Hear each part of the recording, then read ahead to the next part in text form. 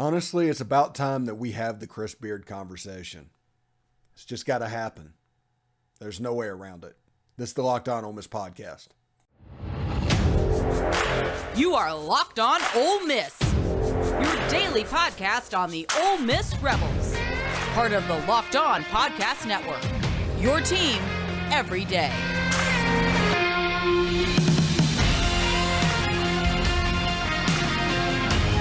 All right, welcome to the Locked On Ole Miss Podcast. I am your host, Stephen Willis. Thank you very much for joining us. I do want to let you know that today's episode is brought to you by FanDuel Sportsbook.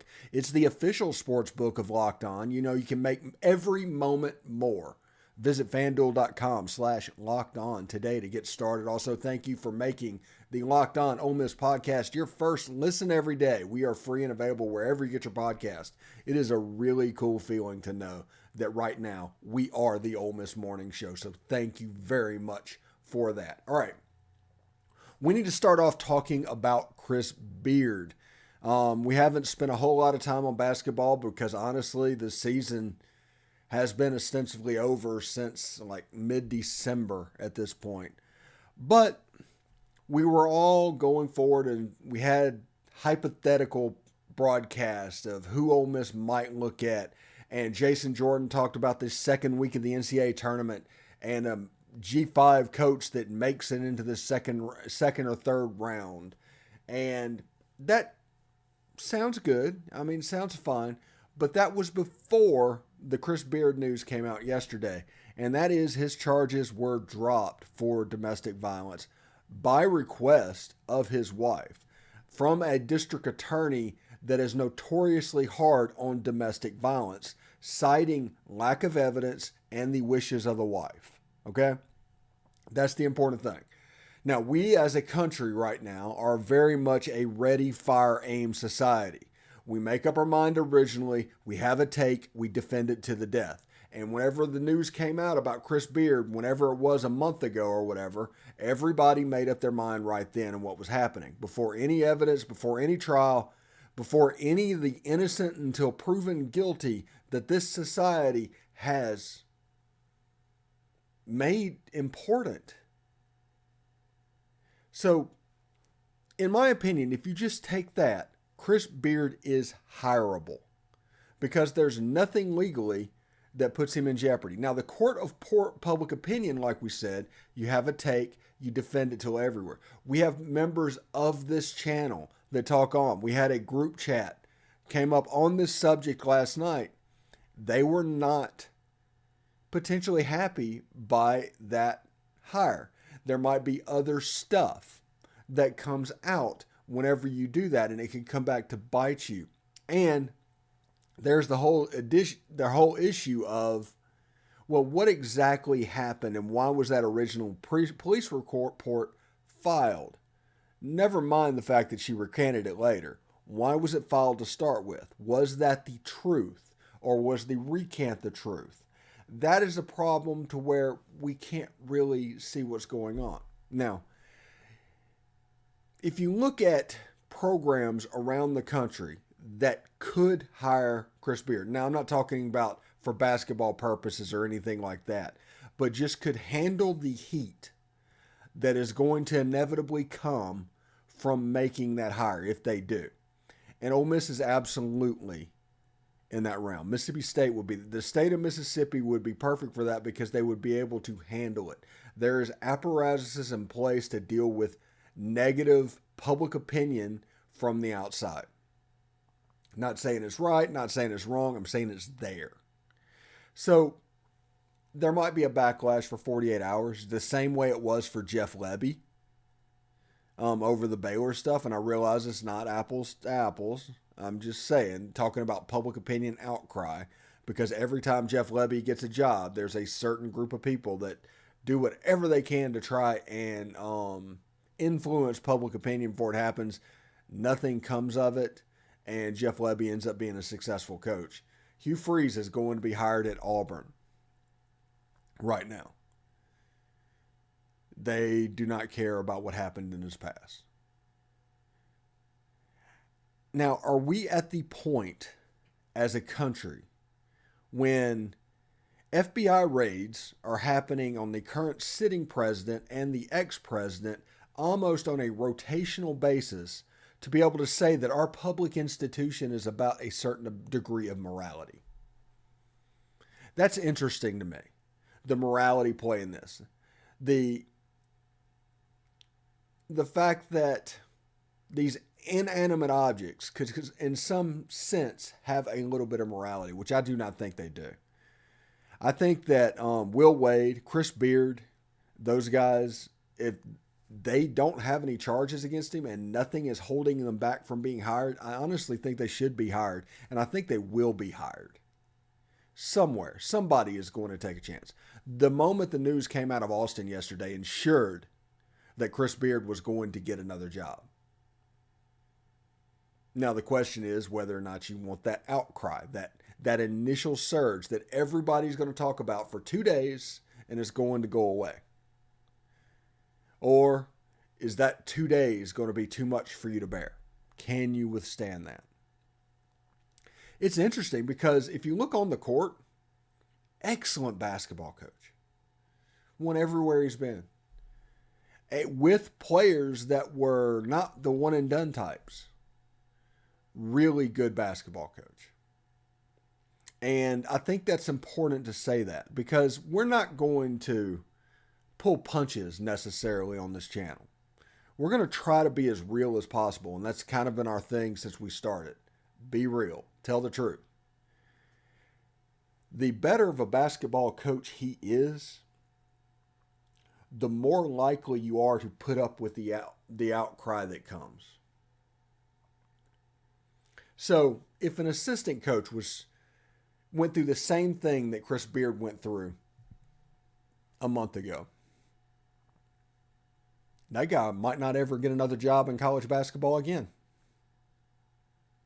But when somebody that good, with somebody with that resume, does the same thing, all of a sudden we can deal with it a little bit. We can deal with whatever's going to come in. And believe me, there are schools around this country that are preparing to take this on. Like I said, I don't know if Ole Miss can or will or should even hire the guy. But I do know that he's going to work. I do know that the fan base is talking specifically about him. I do know that they are interested in what he could bring. And in their mind, they've already done the risk analysis of hiring him and thought that it would be okay. It would be a situation where 80% of the Ole Miss fan base would be completely okay with that hire. Would there be some outcry? Yeah. Would some professors say something behind the scenes? Yeah. Does that matter? No, not even a little bit. See, that's the thing that people need to realize about this. First of all, you have to choose to be canceled. And that's what they're trying to do at this point to Chris Beard because they want it to be a court of public opinion thing, a ready, fire, aim thing, which at my heart I do not agree with, no matter how skeezy and slimy the person might be. We are still an innocent until proven guilty society. So if that goes away and nothing happened, first of all, he's going to lawyer up and get some of his buyout from Texas. At least he should. Second of all, he's going to be pretty immediately hireable. If you can deal with that 48 hours of outcry before the next story breaks, because the news cycle is so fast now, it's only 48 hours you have to deal with. Hire him, take a weekend vacation, and when you come back, it's going to be like nothing happened. Because the one thing that you have to remember about this, okay? They acted on lack of evidence and the wishes of the victim. So everybody talks about believe victims, right? Believe victims. We believe all victims. Well, why aren't you believing that one? Who recanted their story or whatever, said that she doesn't want any of this to happen. There should be no arrest. None of that should be an issue. Should we not believe them then? I'm not 100% sure how it goes. Again, like I said, I'm not saying he should be hired. I'm not saying he shouldn't be hired. I'm saying the conversation needs to be had. Simple as that. Because you've got a situation now that is building within the Ole Miss fan base. And like I said, if they hired him March 10th, 80% would approve in the fan base. It wouldn't even be close. When you see it online and what's talking, it's such a small percentage of people talking against it. That leaves you with this problem. If you don't hire him and somebody else does, and he's successful there, this program is doomed. Interest is already at an all-time low. But if you make that mistake, if you make that judgment, if you lay down that marker against a fan base that's obviously in favor of it, you're going to have a problem. Like I said, Keith Carter might decide that this is all irrelevant and this will never happen and all that, and that's fine. Will Wade the same way. They could end up hiring a G5 coach, the Florida Atlantic coach. But if Chris Beard gets a job next season and turns that program around and it gets out that Ole Miss chose not to pursue or something like that, whenever they try to some way virtue signal, it's going to be a bad situation. Like I said, not saying they should hire him, not saying we shouldn't hire him. I'm saying that there's a little bit of a problem that is developing in the fan base because now the obstacle that you could easily say, no, we can't do this because of this, is gone. Interesting to me. Anyway, in the next segment, we're going to talk about how important the Bama game is in 2024 for Ole Miss football. Should be quite interesting. But right now, I do want to let you know that we've reached the midway point of the NBA season right now. And today's show is brought to you by FanDuel. It's the perfect time to download FanDuel. It's America's #1 sportsbook because customers get a no-sweat first bet up to $1,000. That's bonus bets back if your first bet doesn't win. Just download the FanDuel Sportsbook app. It's safe, secure, and super easy to use. You might say, hey, Steve, I'm in Hernando. We have to go to a casino to use FanDuel. Well, you can go up across to Tennessee because it is available in Tennessee. And if you go visit Memphis, you will be good to go. Or if you're in Louisiana and New Orleans, you would be able to do that there. So it's FanDuel Sportsbook. It's pretty great. Anyway, you can bet on everything from money line to point scores to even like threes drained. Plus, FanDuel even lets you combine your bets for a chance at a bigger payout with same game parlay. Don't miss the chance to get your no sweat first bet. Up to $1,000 in bonus bets when you go to FanDuel.com/lockedon. It's FanDuel.com/lockedon to learn more. Make every moment more with FanDuel, an official sports betting partner of the NBA.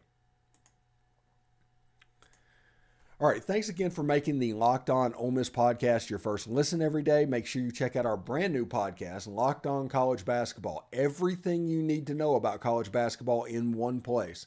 Plus, you get to hear from big-name experts, insiders, coaches, and players. Locked On College Basketball. It's available on YouTube and wherever you get your podcast. All right, in the first segment, we talked about the Chris Beard conversation that is going around the Ole Miss fan base right now. For better or for worse, whatever's going to happen, we're not advocating one way or another, but this conversation is happening and it is trending one direction. So Ole Miss needs to be careful about that. Like I said, there's certain people that are going to be against it. There's certain people that are going to be really for it, and we will see how it plays out, but we just wanted to let you know the conversation is there. And switching gears a little bit to the Alabama game in 2023, all right? The 2023 Alabama game. This game, unbelievably important. Ole Miss opens with Mercer, they get Tulane, and then they have Georgia Tech, and then they go to Alabama. It's home against Mercer, on the road against Tulane, home against Georgia Tech, and on the road against Alabama. And this is a huge game. This game is actually closer to what everybody thought the Kentucky game would be last year. It's the benchmark. It's the end of September. It is the get-right game. If Ole Miss can get that game, they have a chance for a successful October, which, if you look at it, there's LSU on there. There's Arkansas. There's Auburn. There's really good teams that will be coming in October, and it all starts with that Alabama game. I'm looking forward to it. This is the perfect time to get Alabama. You have 5 stars all over the field. Not claiming you don't. There's talent everywhere. There's always going to be talent with Alabama. So when people say, well, they're talented, that type situation. What I'm saying is a new offensive coordinator, a new quarterback, a new running back, no elite wide receivers that have appeared. You have a tight end in C.J. Dupree that is going to be on that roster. But they're still going to be trying to figure it out. Ole Miss is getting them at the perfect time. Defensively, a new defensive coordinator, Kevin Steele, going to implement a lot of the same stuff that Kirby Smart did, but Kirby Smart was that guy back in the day. Kevin Steele's a good defensive coordinator, but I don't see Alabama going to a 5-man front. They're going to run the same defense they always have. So that could be a little clunky as well.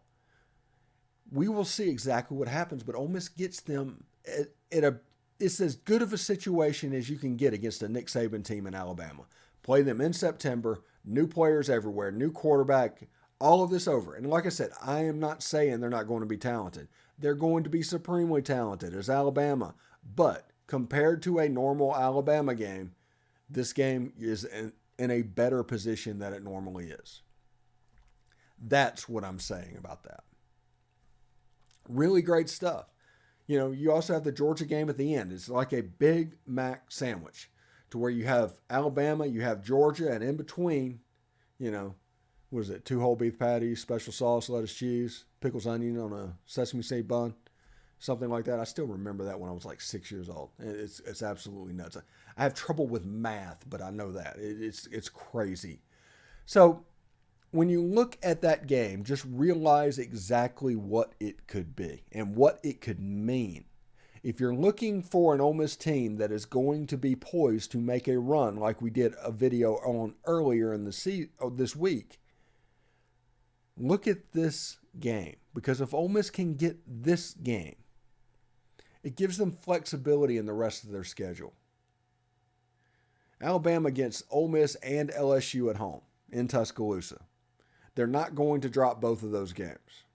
They might not drop either of those games. So the 2 toughest games that Alabama is probably going to have to deal with in the SEC West this year, they're at home. But LSU is a little bit later in the season. After Alabama has a chance to get right. After Ty Simpson and the running back that has a chance to get right. So we'll see exactly how it goes. But, Alabama has Ole Miss, Texas A&M, LSU, and that's the nearest competitors. Now, Auburn, Mississippi State, somebody like that could probably jump up and get them as well. But those 3 games are probably going to be the circle games on their schedule. Ball was in the air. With Texas A&M, Ole Miss to beat Alabama. Against LSU, the ball was in the air, and they actually did beat Alabama. So it's a lot closer than you think it would be. This is not necessarily your grandfather's Alabama. So they're not quite what they were 3-4 years ago. Still going to be good. Still unbelievably good. But relative to 2019, to 2020, to 2018, that era of Alabama football, this team has taken a step down. A little bit closer to the mean. Ole Miss has improved. Between the two, we'll get to see what that game means. Hopefully Lane Kiffin doesn't pull a 2021 and do his go for it thing to where the game is over in the first half.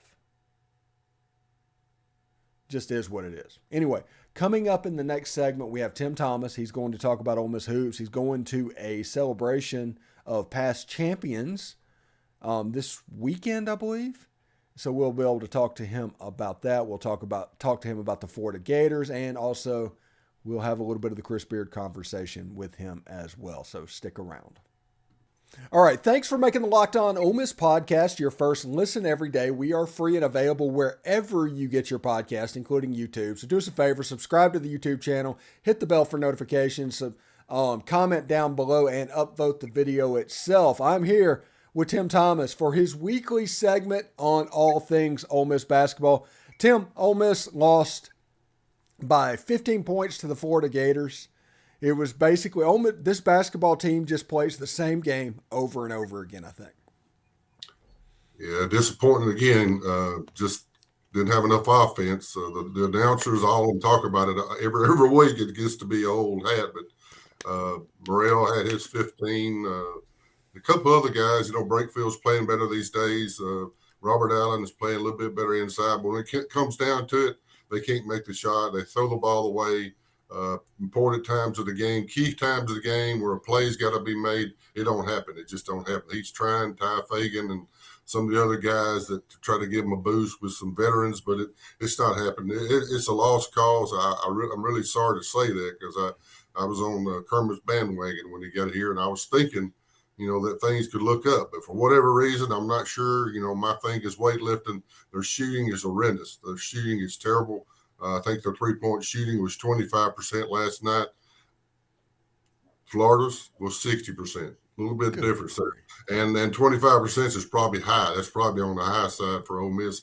So there's issues there, and it just accumulates. And they were playing away from home. It's hard to win away from home. But they're not very good, and Kermit's in trouble with his job, I'm afraid. Yeah, I think so. And, this is a weird transition, but we're going to try and get there. It was announced, I think, yesterday, the day before yesterday, that the charges against Chris Beard for domestic violence is being dropped, which means that he is legally in no jeopardy. And basically it ensures that somebody is going to hire him to coach their basketball team, maybe as soon as next year. Can Ole Miss go down that road? Is that something that Ole Miss could do? I think it's something that Keith Carter needs to look at. There's always two sides to every story, as you well know, and I'm not sure what happened. They said it was his girlfriend, fiance, some kind of little spat. She has since come forward and said that it was self-defense, what he did to her.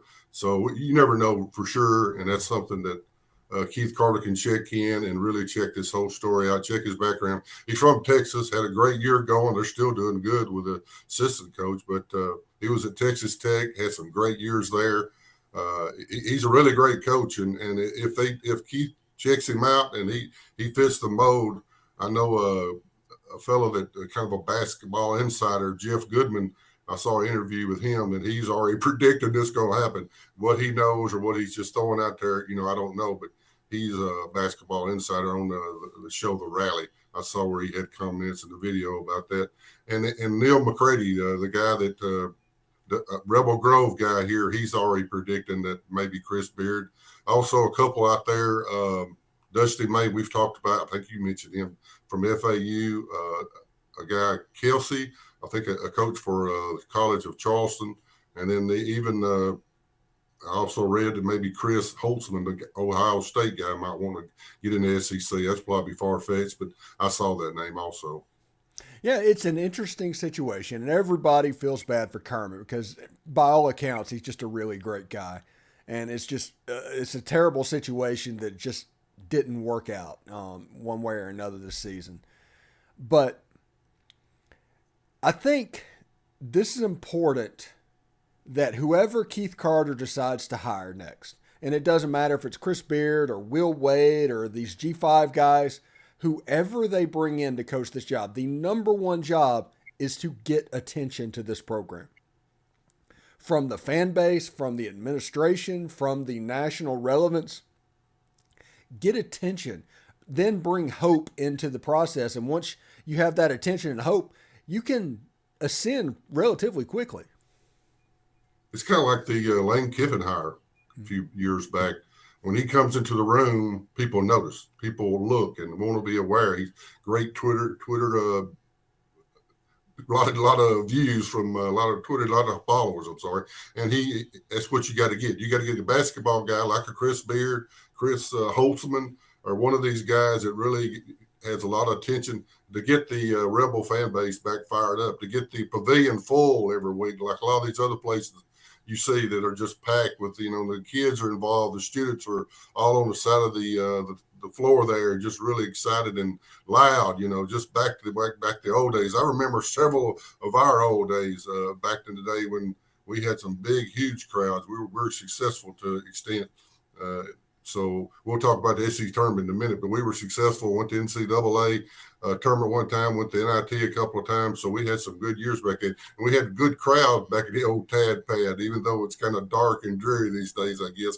But it was an awesome atmosphere, and I would love to see us get that back. Yeah, I remember early on when I was at Ole Miss, the first time I went there was like 97. So it was Rob Evans. It was those teams, like Keith Carter playing, Mike White. And Rob Evans had the idea of letting the players come onto the court through the student section. And it was a really cool thing. One game, Ole Miss beat Kentucky in the Tad Pad. Dick Vitale was there, a big moment in 97. So basketball at Ole Miss can be meaningful, but they're going to have to work at it a little bit. Now, you talked about it a little bit earlier.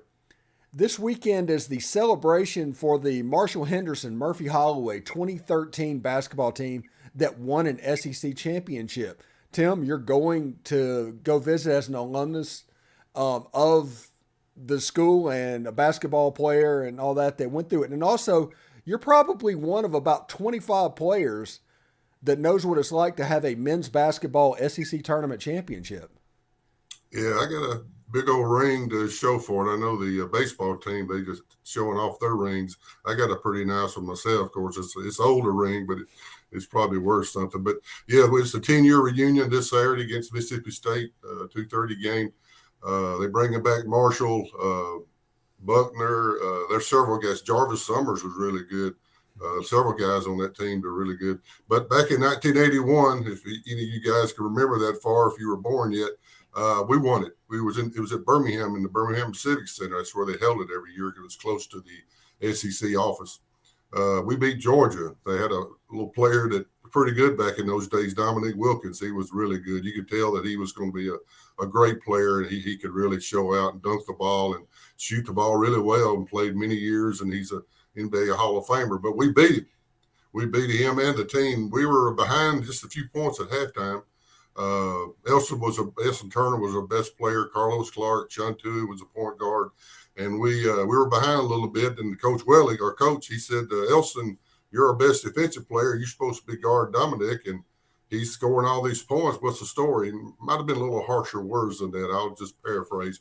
But he said, "Well, Elson, since you don't seem like you want to play defense, we'll just let you sit on the bench with me coming back at the second half until you let me know that you're wanting to play and wanting to guard Dominic," because he knew if we stopped him, we could win this game. It was an SEC tournament championship, and Ole Miss had never been there that I recollect in the tournament. So Elson was on the bench, and he evidently him and Coach Welly had some eye contact. I'm not sure what happened. Might have been a moment there. I don't know, but it really helps. I'm glad he put Elson back in really quick after the second half started. But Elson clamped down on Dominic and scored. He scored a few, but no way to stop him. Yeah. Many NBA teams tried that, but we won a championship. If you see pictures, Sean Tui's on top of one rim, the goal on one end, and Elson's on top of another. They're just standing there on top of the rim. It's a pretty awesome sight, and it was the best sports moment for me. Okay, yeah, that's really cool because a men's basketball championship in the SEC tournament, there's not many people that can draw back on those stories. So this weekend against State, Marshall Henderson and Reginald Buckner and Murphy Holloway and those guys coming back, they deserve to be celebrated. That was a big moment. I remember that game against the Florida Gators. That was the one where Marshall Henderson did the Gator chomp all the way down the court with like 5 minutes to go in the game. And It's like, okay, these guys are feeling it a little bit. And, when they were really on. That was a really good basketball team. I think that basketball team ended up winning like 27 or 28 games that year. Yeah, Marshall Henderson was never really bashful. He never was a bashful type guy. Great offensive player. Not sure he played a lick of defense, but he motivated the crowd. Like we was talking about, we got to have people like that. We got to get recruits like that to come in and motivate the crowd and the coach be a person that people look up to and they want to come and support. And hopefully that'll come soon. But also, when we won the SEC tournament, we got to go play Kansas. Ooh, great. We got to play Kansas in the first round. Actually, we played them at Wichita State, their arena. It was a cool game. We nearly beat them. We had them right there at the end. They had a kid named Darnell Valentine just kind of beat us right there at the end. But we played well. We had a chance. I think it was just 2 points, maybe 3 points at the end that we could advance to the next round. But we didn't. But I think that this team coming in, the 2013 team, they were very good. Marshall led the way. You talk about Buckner and some of those guys. Jarvis Summers, really good. I enjoyed watching them back in the day. Yeah, they were a lot of fun. Andy Kennedy's teams in Nashville that, if I remember correctly, that SEC tournament was played. Anyway, thanks again for making the Locked On Ole Miss podcast your first listen every day. Make sure you check out our brand new podcast, Locked On College Basketball. Everything you need to know about college basketball in one place. Plus, you can hear from big-name experts, insiders, coaches, and players. Locked On College Basketball, available on YouTube and wherever you get your podcast. Tim, thank you very much for stopping by today. And I guess let's get ready for that Mississippi State game this weekend. Yeah, it's possible we could win that game. Then we go to Auburn the next week, which is probably doubtful at their place. Then we come back. Excuse me, I got a cold. Then we come back home and play LSU, and they're worse than we are. They're 1-12. I think we're 2-11.